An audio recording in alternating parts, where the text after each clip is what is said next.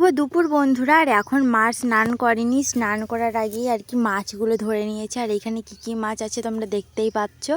এখানে হচ্ছে জাপানি পুঁটি ধরেছে আর দুটো সিলভার কার্পও ধরেছে। তো মা এগুলো জাল ফেলেই ধরেছে, অনেকবার জাল ফেলে ফেলে তারপর মাছ পড়েছে। আর আমাদের পুকুরে মাছটাও কমে গেছে আগের থেকে, কারণ প্রায় সময় মাছ ধরে খাওয়া হয়, সেই কারণের জন্য কতবার জাল ফেলে ফেলে তারপরে একটা দুটো করে পড়ে, তাও ছোটো ছাটা মাছ। বাজারেও খুব বেশি সময় একটা মাছ পাওয়া যায় না, তো সেই জন্য আর কি মা বললো না আজকে যত কষ্ট হোক আমি আজকে মাছ ধরেই ছাড়বো। তো সেই কারণে মা আর কি মাছ ধরছিল। আর আমার মেয়ে দেখো এখানে মানে খেলছিল মাছের সাথে।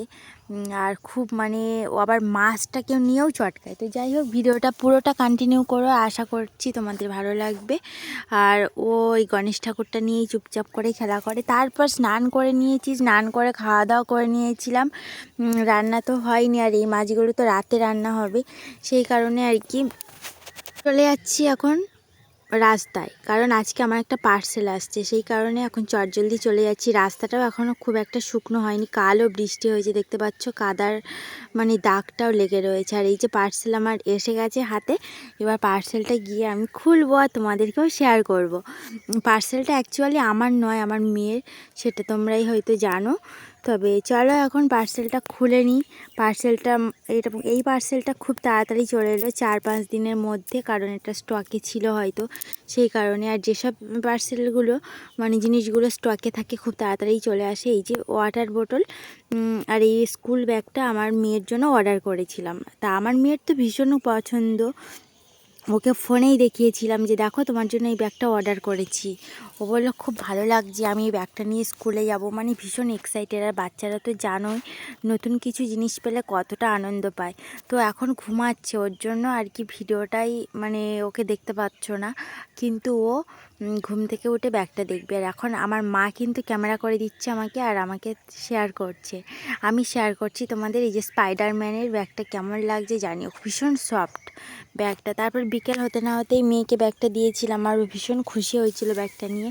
আজকের আবারও মেঘ হয়েছে, কারণ আবারও কাল বৃষ্টি হওয়ার সম্ভাবনা রয়েছে, খবরেই দেখছিলাম যে 2-3 দিন এখনও বৃষ্টি হবে। তো সেই কারণে মেঘলা হয়ে রয়েছে সারা সকাল থেকেই একঘেয়ে। আর এদিকটাতে দেখো লাল সুন্দরী মেঘ উঠেছে, আর আমরা তো এগুলোকে সুন্দরী মেঘ নামেই চিনি। তোমরা কী নামে চেনো অবশ্যই জানিও। চারিদিকটা ঘন ঘটা হয়ে রয়েছে, হয়তো আজকে রাতে বা কালকেই বৃষ্টি হবে, জানি না কি হবে। তো চলো এখন তোমাদের একটা জিনিস শেয়ার করি। বেল গাছে আমাদের না বেল হয়েছে, আর সামনেই তো শিবরাত্রি আসছে, সেই কারণে বাজারেও দেখছিলাম যে অনেক জায়গায় বেল উঠেছে, কিন্তু আমাদের বেল এখনও পাকেইনি। তো আমাদের বেল সে পাকবে সেই চৈত্র মাসের লাস্টে, মানে চৈত্র মাসে যে চড়ক পূজা হয়, চড়ক পূজারও পরে পাকে। তো দেখা যাক এবছর কী হয়। আর এখন তো শিবরাত্রি সামনের বুধবারেই। তো তোমরা কে কে শিবরাত্রি পালন করো অবশ্যই জানিও। আর আমার বাড়িতে বাবা মহাদেবের লিঙ্গ রয়েছে, আমি সেখানেই বাবার মূর্তিতেই জল দেবো বলে মনস্থির করেছি, তবে দেখা যাক কি হয়। আর এখানে বেলগুলো খুব বড় বড় হয়েছে এবছর, কিন্তু ঝড়ে সব নষ্ট করে দিয়েছিল আমাদের বেলগুলো।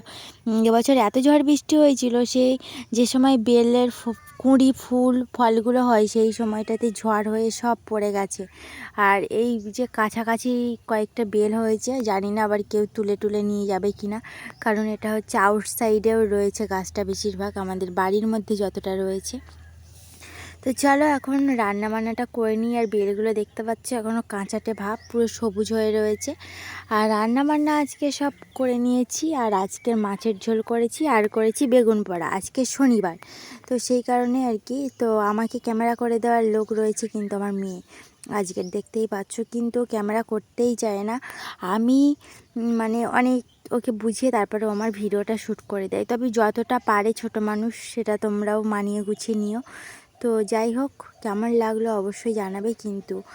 আর বেগুনগুলো প্রায় 7টা থেকে 8টা বেগুন দিয়েছিলাম, সেই জন্য আমি বের করতেও প্রচুর প্রবলেমে পড়ে গেছি, কারণ খুব গরম ছিল উনানে, তো একটু আগেই রান্না করেছি সেই কারণের জন্য। তো চলো বাড়ি গিয়ে এখন আজকে বেগুন পোড়া ভাতটা তোমাদের শেয়ার করলাম, কেমন লাগলো অবশ্যই জানিও। কিন্তু আমার ছোট্ট চ্যানেলটিকে যারা যারা সাবস্ক্রাইব করনি অবশ্যই সাবস্ক্রাইব করে পাশে থেকো। তো এই দেখো অনেকগুলো বেগুন তুলেছি, এখনও কয়েকটা বেগুন রয়েছে। আর যতই মানে 1 গামলি হোক 2 গামলি বেগুন দাও না কেন, বেগুন মাখার সময় কিন্তু একটুখানিই হয়ে যায়, তাই নয় কি? তোমরাও বলো কিন্তু কমেন্টে। আর বেগুন ভাজার থেকে আমার বেগুন পোড়াটাই যেন বেশি টেস্টি মনে হয়। তো চলো, আমার বেগুন সব প্রায় রেডি, আর একটা বেগুন পড়ে রয়েছে। আর তারই মধ্যে রান্না করে পুরো ঘেমে নিয়ে অবস্থা হয়ে গেছিলাম আমি। আমার অবস্থা পুরো সিরিয়াসজনক, তোমরা ভিডিওতেই দেখতে পাচ্ছ। আমি তো ভিডিও এডিট করার সময় দেখে দেখেই হেসে ফেলছি। তো চলো, আজকে টাটা, সবাইকে শুভরাত্রি জানাচ্ছি। কেমন হয়েছে আমার ভিডিওটা অবশ্যই জানাবে কিন্তু।